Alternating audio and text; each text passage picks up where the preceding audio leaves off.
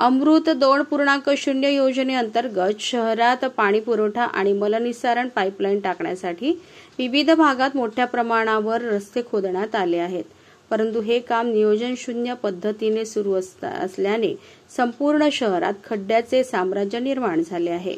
परिणामी नागरिकांचे जीव धोक्यात आले असून दररोज अपघातांच्या घटना घडत आहेत। त्यामुळे अमृत 2.0 योजनेमुळे रस्त्याची दुरुस्ती होईपर्यंत काम थांबवावे अशी मागणी आमदार किशोर जोरगेवार यांच्या सूचनेनंतर भारतीय जनता पक्षाच्या वतीने करण्यात आली।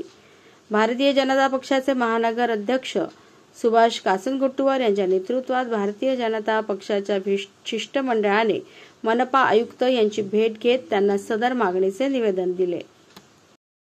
अमृत 2 आणि सेवरेजच्या माध्यमातून चंद्रपूर शहर खोदून टाकलेलं आहे।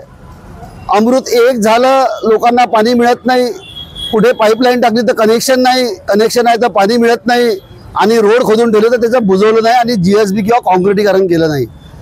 की समजा 7 दिवसामध्ये हे पूर्ण रस्ते दुरुस्त नाही केले तर आम्ही या महानगरपालिकेवर मोठा मोर्चा आणू आणि चंद्रपूरमध्ये आक्रोश आंदोलन करू।